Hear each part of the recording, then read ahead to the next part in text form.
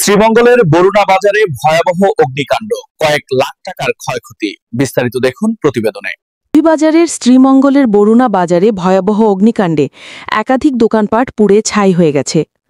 গতকাল বৃহস্পতিবার গভীর রাত 2:30টার দিকে হঠাৎ করেই এ আগুনের সূত্রপাত হয়।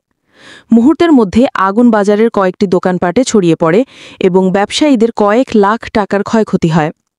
খবর পেয়ে স্থানীয়রা আগুন নেভাতে ঝাঁপিয়ে পড়েন।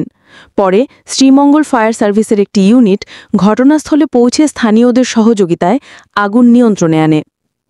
অগ্নিকাণ্ডে জীবনের পুঁজি হারিয়ে বাকরুদ্ধ হয়ে পড়েছেন ক্ষতিগ্রস্ত ব্যবসায়ীরা। কেউ চোখের পানি সামলাতে পারছেন না।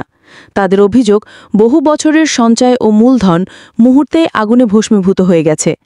এখন পরিবার পরিজন নিয়ে কিভাবে চলব বুঝতে পারছি না। ক্ষতিগ্রস্ত ব্যবসায়ীরা বলছেন, 1994 থেকে এই ব্যবসায় জড়িত হয়ে ছোট থেকে বড় হয়ে তিলে তিলে বড় হয়ে আজকে একটু প্রতিষ্ঠিত হয়েছিলাম। সেই ব্যবসাটা আমার আধা ঘন্টার ভিতরে ছাই হয়ে গেল। আমি বর্তমান প্রশাসনের এবং নির্বাহী অফিসারের দৃষ্টি আকর্ষণ করতেছি, যাতে আমি আপনাদের মাধ্যমে কোনো সহযোগিতা পাই। আমার ধারণা মতন 20 থেকে 25 লক্ষ টাকা।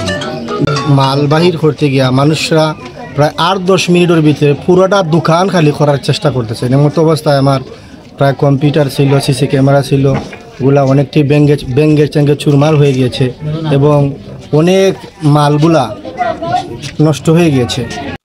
স্থানীয়রা বলছেন, প্রশাসনিকভাবে তো এই যে গোটা আগুন লাগলো রাত 2টার দিকে, অবশ্যই এটা তো তাদের কি করার দরকার। আগুনটা আসলেই বিদ্যুতাই লাগলো না এর পিছনে রাত আছে, এটা প্রশাসনের কাছে আমার অনুরোধ, তারা এটা একটু তল্লাশি করে দেখতো এটার পিছনে কোনো রহস্য আছে কিনা।